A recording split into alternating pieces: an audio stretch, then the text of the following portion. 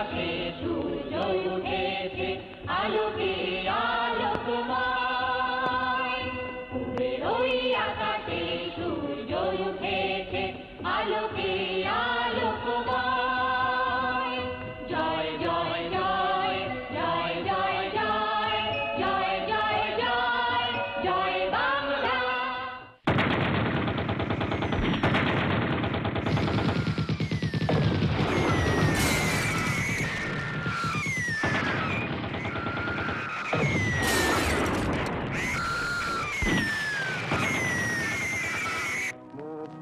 মন্দির সোপান তলে কত প্রাণ হলো বলিদান লেখা যাচ্ছে জৌত্রু জলে মুক্তির মন্দির সোপান তলে কত প্রাণ হলো বলিদান লেখা যাচ্ছে জৌত্রু জলে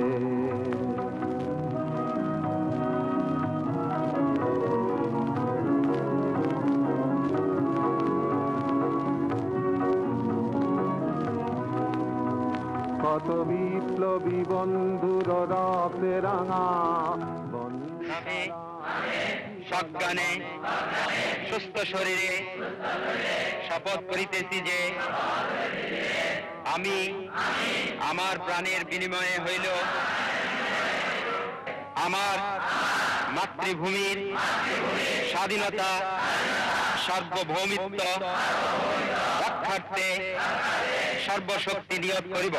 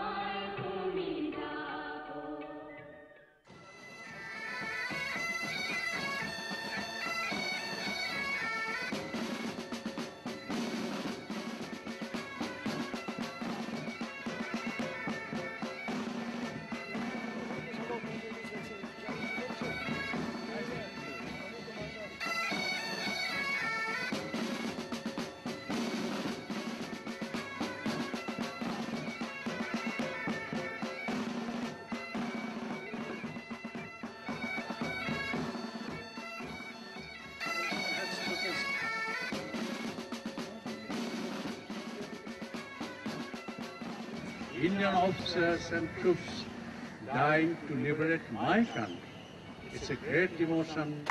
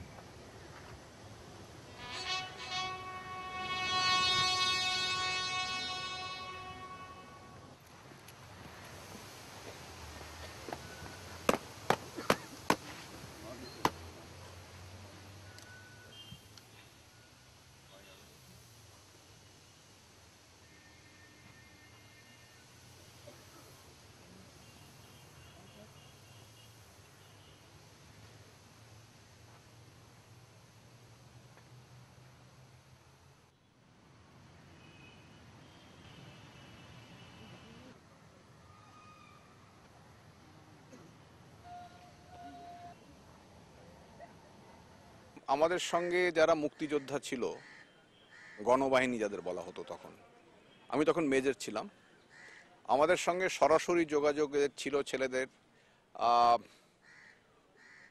এরা সবাই তখন দেশের জন্য প্রাণ দেওয়ার জন্য উৎসুক। এবং তখনকার, যেটা আমি এখন দুঃখের সঙ্গে বলতে বাধ্য হচ্ছি, তখনকার কয়েকটি কথা এখন বোধহয় বাংলাদেশে আর ব্যবহারই করা হয় না। তার মধ্যে অন্যতম হচ্ছে জয় বাংলা।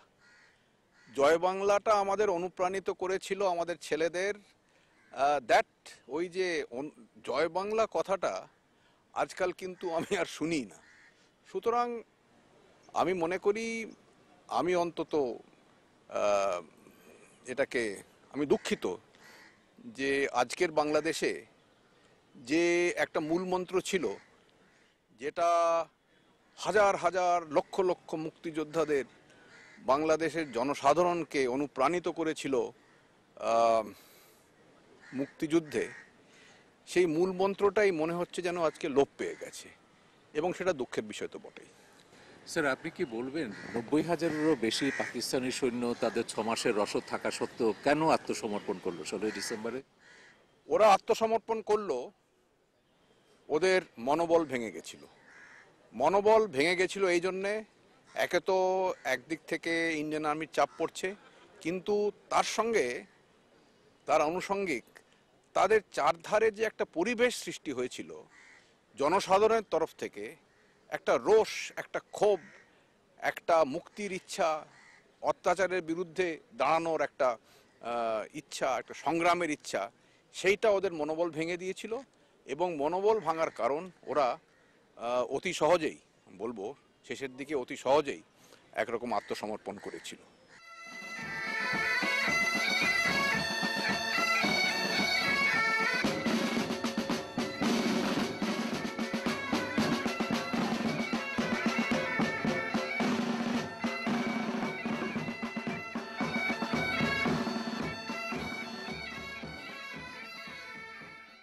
আমাদের এখানে উপস্থিত আছেন বাংলাদেশের মুক্তিযোদ্ধাদের প্রতিনিধি, কলকাতায় এসছেন মেজর অবসরপ্রাপ্ত রফিকুল ইসলাম বীর উত্তম, মুক্তিযুদ্ধের 1 নম্বর সেক্টরের কমান্ডার, এবং এখানে উপস্থিত আছেন ভারতীয় সামরিক বাহিনীর ইস্টার্ন কমান্ডের GOC lieutenant general Arvind Sharma.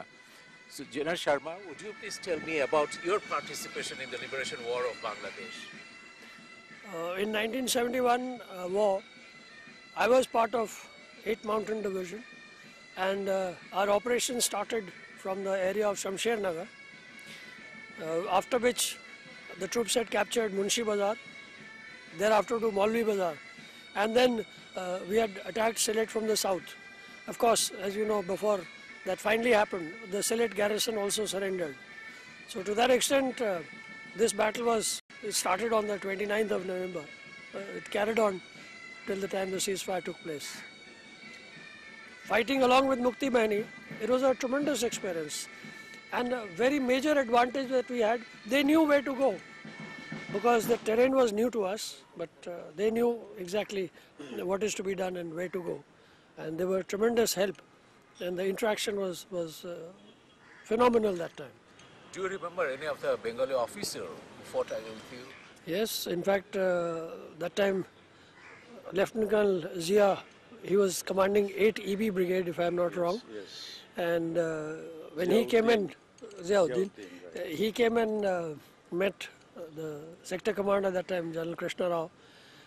I also happened to be present there. In fact, he was busy doing something, and I had the good fortune of sitting with him and having a cup of tea with him for good about half an hour, because the general and my brigade commander, they were rather busy. And he had landed up unannounced, so we had a cup of tea together. It was a wonderful experience.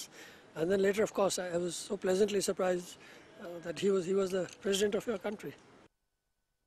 Just for celebrating the victory today, the Bijoy Divas, we are here on invitation from the Government of India, and we really enjoyed our stay.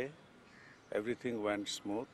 It reminded me this morning of 16 December, 35 years ago in 1971, we came to know of victory in the evening. I was in Chittagong sector. We came to know about it in the evening when the sun was setting.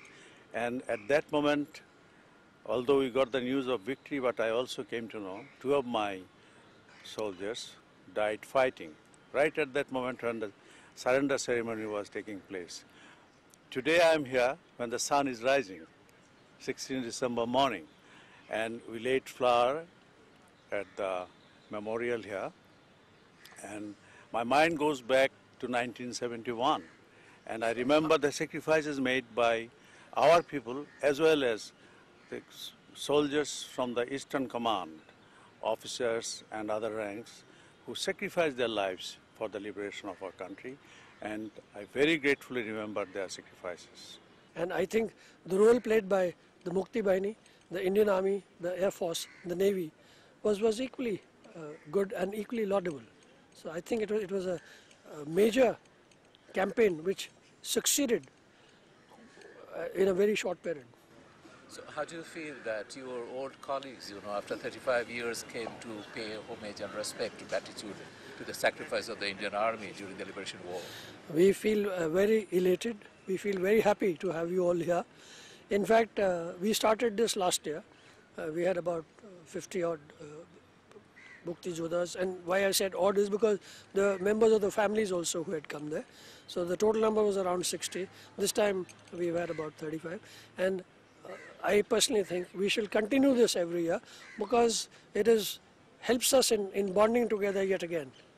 Though the distance is not too far, but the way things are today, we've not been able to get together so easily. And I think this is one occasion which is a must, that we must be together.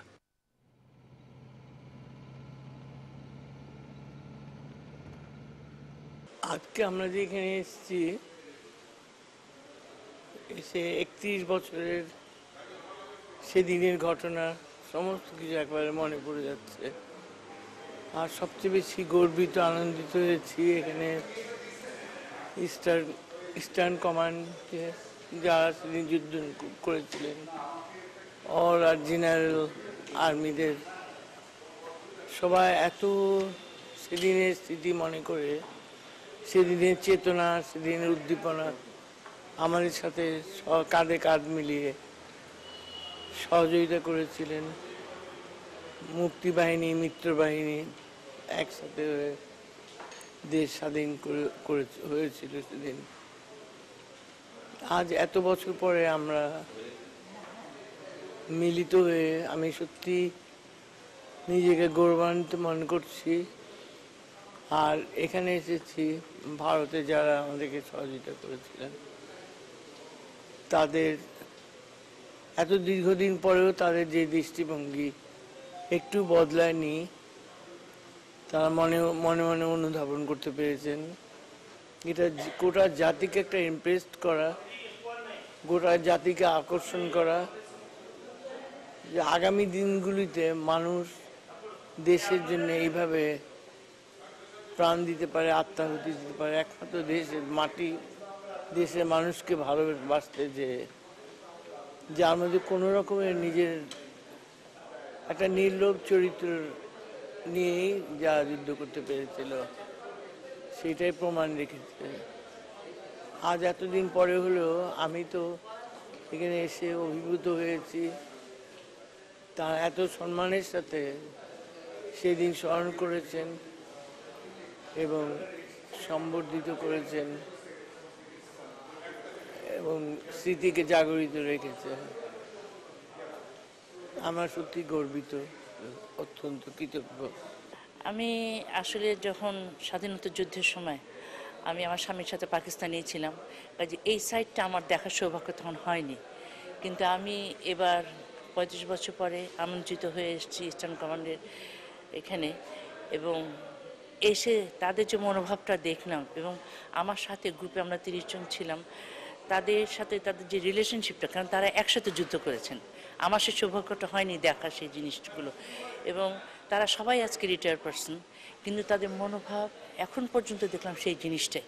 এত সুন্দর করে তারা আমাদেরকে welcome করলেন এবং এত আন্তরিকতাটা ছিল, এটা সত্যিই একটা উল্লেখ করার মতো ঘটনা। এবং মুক্তিযোদ্ধাদের যে সম্মান দেখানো, এবং আমি যে এই সময়টা আমি এখানে ছিলাম না বা শরণার্থী হয়ে আসিনি বা যুদ্ধে এই সময় বর্ডারে ছিলাম না, আমি যে পাকিস্তানে ছিলাম, সেই ঘটনাগুলো তারা আমার কাছে শুনতে চেয়েছেন। মতিউর রহমান সাহেব কী করে প্লেন নিয়ে হাইজ্যাক করলেন, কেন বীরশ্রেষ্ঠ হলেন, এই কথাগুলো তারা, আমি যেমন বলতে পেরেছি তাদেরকে সমস্ত কিছু। 1971 সালের 16ই ডিসেম্বর আমাদের যে চূড়ান্ত বিজয়, সেখানে 93,000 পাকিস্তানি সৈন্য অস্ত্র সমর্পণ করেছিল। সেই অস্ত্রটা সমর্পণ করেছিল একটা যৌথ বাহিনী কমান্ডারের কাছে। যৌথ বাহিনীতে ছিল ভারতীয় সশস্ত্র বাহিনী এবং বাংলাদেশের সশস্ত্র বাহিনী। 3 ডিসেম্বর থেকে শুরু করে 16 ডিসেম্বর পর্যন্ত যে অফেন্সিভটা হয়, সেখানে প্রায় 1,500 ভারতীয় সৈন্য মারা যায় এবং প্রায় আরও 4,500 সৈন্য আহত হয়। প্রায় 6,000 অধিক সৈন্য ক্ষতাগত হয়। তাছাড়াও 3 ডিসেম্বরের আগেও অনেক ক্ষেত্রে ভারতীয় সশস্ত্র বাহিনী আমাদেরকে সরাসরি যুদ্ধে সহযোগিতা করে, সেখানেও তাদের অনেক লোকক্ষয় হয়েছে। কাজে আমাদের স্বাধীনতার জন্য ভারতের সশস্ত্র বাহিনী অনেক সদস্য আত্মোৎসর্গ করেছে। তারই স্মৃতির শ্রদ্ধা নিবেদন করার জন্য আজকে আমাদেরকে এখানে আমন্ত্রণ জানানো হয়েছে।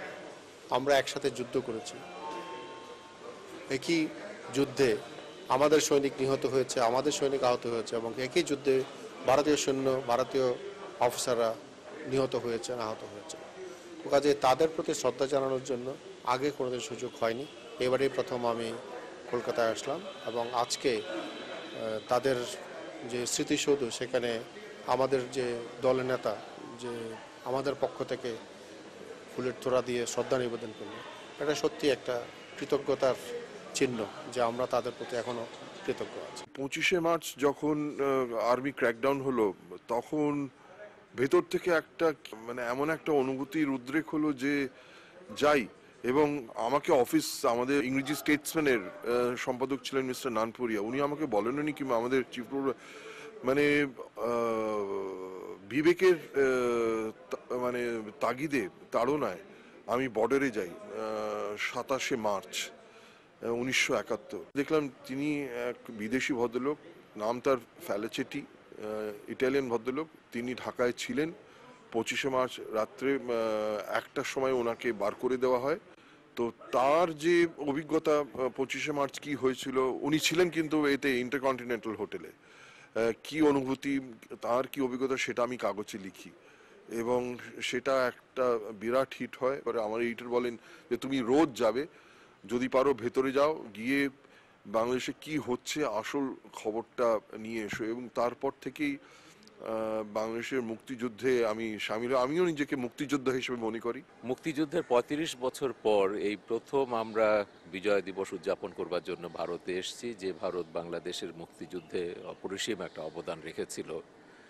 তো এই সুযোগটা ঢাকার হাই কমিশন করে দিয়েছে। গত বছর থেকে তারা বাংলাদেশের মুক্তিযোদ্ধাদেরকে তারা আমন্ত্রণ জানাচ্ছে ভারতে একসঙ্গে বিজয়টা উদযাপন করবার জন্য, কারণ তারাও ভেবেছে যে এই বিজয় তাদের একার নয়, এখানে তাদের বাংলাদেশের বন্ধু যারা আছে তাদের সঙ্গেও এটাকে শেয়ার করতে হবে।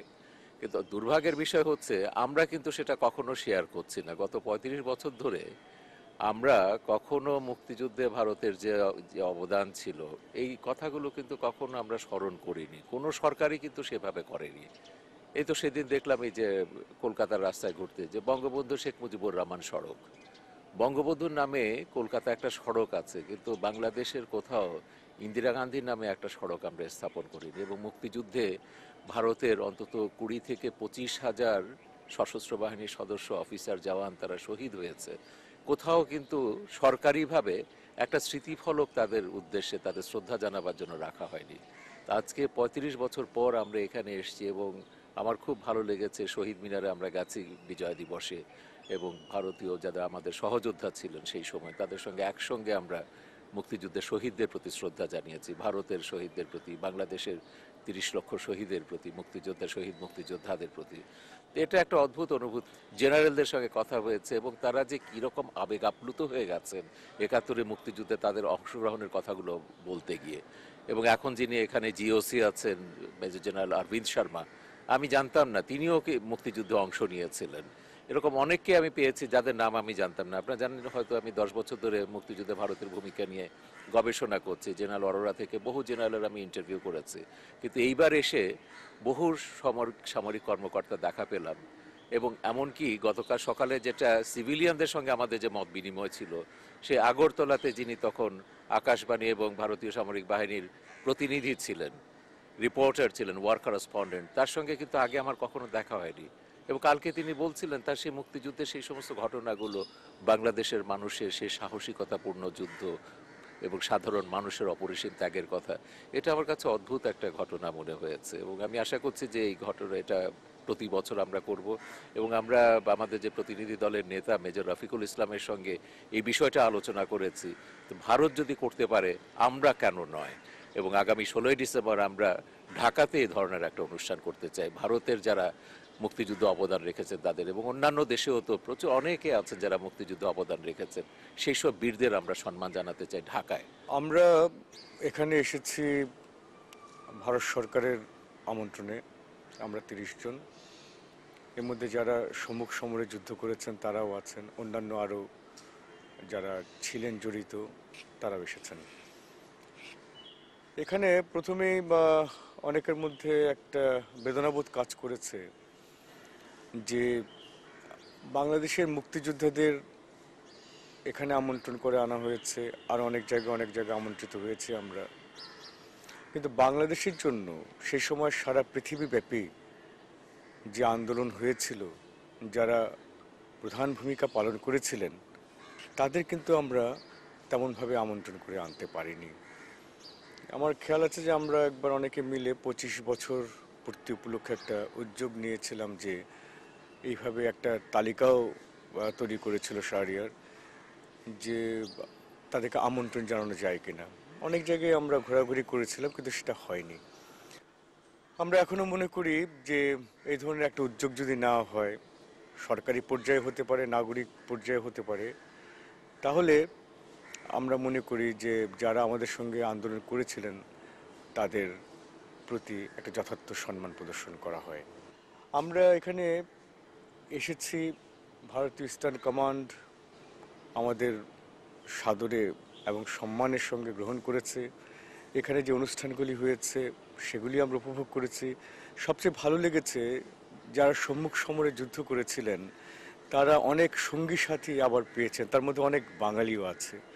তাদের অনেকেই বাংলাদেশকে দেখার ইচ্ছা পোষণ করেছেন, এমনকি শুনলে অবাক হবেন যে অনেকে বাংলাদেশের জন্য কেঁদেছেন, যে দেশটি তারা ছেড়ে এসেছেন।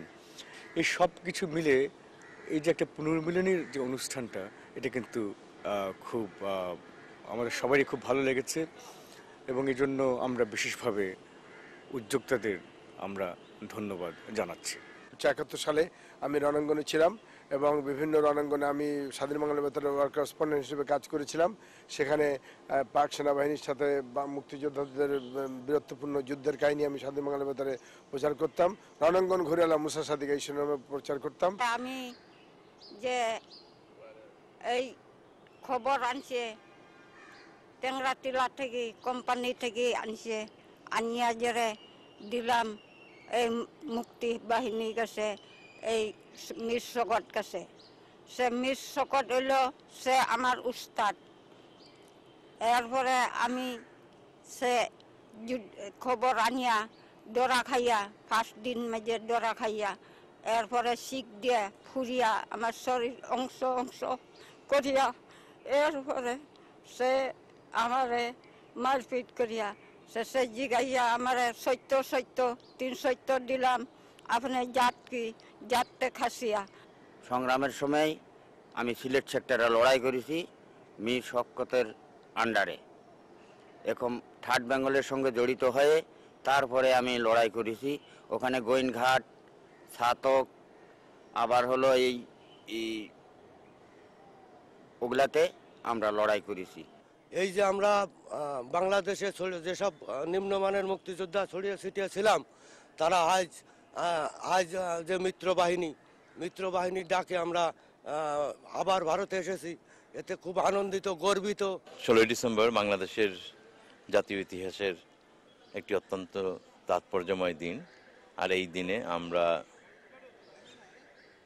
প্রতিনিধি দল নিয়ে ইস্টার্ন কমান্ডের আমন্ত্রণে এই যে কলকাতায় এসেছি এবং ফোর্ট উইলিয়ামের অনুষ্ঠানে যোগ দিয়েছি, এটা একটা নতুন মাত্রা যোগ করবে এই দিবস উদযাপনের ধারায়। গত বছর থেকে এই ভারতীয় সেনাবাহিনীর ইস্টার্ন কমান্ড এই দিনটি উদযাপন করছে ব্যাপক আকারে। এর আগে তারা একটি স্মৃতিসৌধ তাদের ফোর্ট উইলিয়াম যে কমান্ড সেন্টার সেখানে তৈরি করেছে। ভারতীয় যে সৈন্যরা বাংলাদেশের মুক্তির লড়াইয়ে জীবন বিসর্জন দিয়েছেন তাদের উদ্দেশ্যে।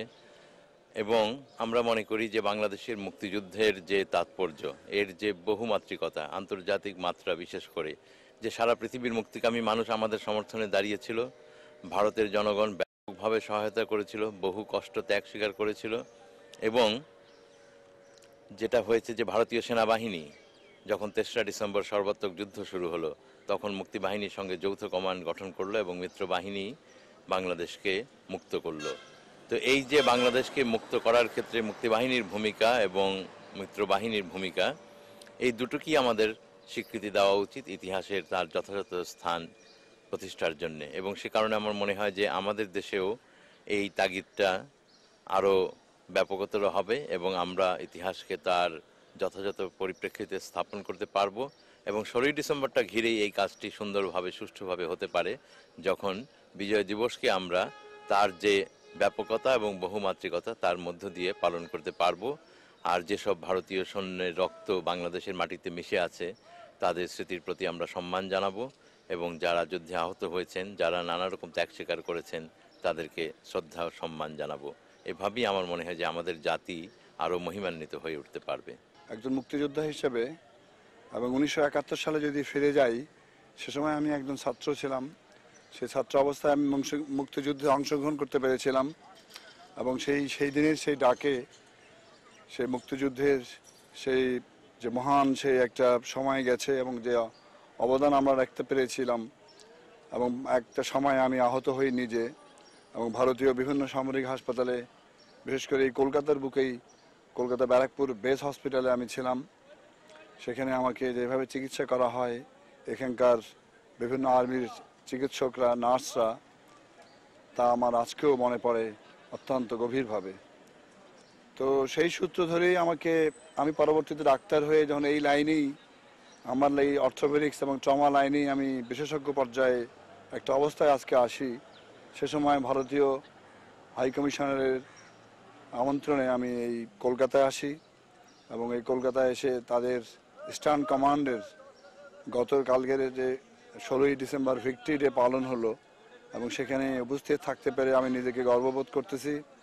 দুটো কারণ আমার কাছে মনে হয়েছে। একটা, স্বাধীন দেশ হিসেবে আমরা আজকে বিজয় লাভের পরে 35 বছর পরে হলেও আমি বলবো ভারতীয়দের যে অবদান তা অনস্বীকার্য। ব্যক্তিগতভাবে আমি যে ট্রেনিং করেছিলাম শিলিগুড়িতে, শিলিগুড়ি ক্যাম্পের যে ট্রেনিং হয়েছে, রায়গঞ্জে যে ট্রেনিং হয়েছে, সেখানে মোটামুটি, এবং আমাদের যে ট্রেনিং করেছিলেন, ট্রেনিংয়ের মধ্যে ভারতীয় সেনাবাহিনী আমাদের ট্রেন আপ করেছেন।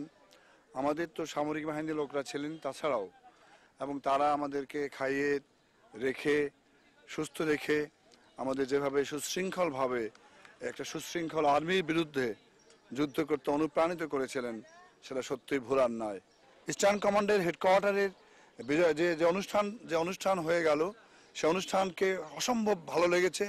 কারণ যৌথ বাহিনী হিসেবে এখানে তারা বারবারই বলতেছিল যে মুক্তিযোদ্ধা হিসেবে মুক্তিযোদ্ধারা এসছে আমাদের কাছে। আমরা আজকে গর্বিত যে আমাদের বাংলাদেশের বিশিষ্ট মুক্তিযোদ্ধারা এসছে এবং আমাদের মুক্তিযোদ্ধারা অনেকের সঙ্গে কথা হলো যারা তখন সেদিন যুদ্ধে অংশগ্রহণ করে তারা বেঁচে আছে। তাদের মধ্যে অনেকেই আছেন, যেমন শঙ্কর রায়চৌধুরী, যিনি একসময় ভারতীয় সেনাবাহিনীর প্রধান ছিলেন। এরকম অনেকেই যারা অত্যন্ত আপ্লুত হয়েছেন, তারা সেদিন যশোর সেক্টরে, বিভিন্ন আমাদের সেক্টরগুলোতে যুদ্ধ করতে পেরেছেন এবং তারা আমাদের বিভিন্নভাবে সঙ্গে নিয়ে আমাদেরকে সাহায্য করেছেন। আমি ব্যক্তিগতভাবে এবং আমার সমস্ত মুক্তিযোদ্ধাদের ভাইয়ের পক্ষ থেকে, দেশবাসীর পক্ষ থেকে আমি ধন্যবাদ জানাবো সেই সব বীর সেনাদের যারা আমাদের সহযোগিতা করেছেন এবং আজকেও আমাদেরকে নিয়ে এসে আমাদেরকে সম্মানিত করেছেন।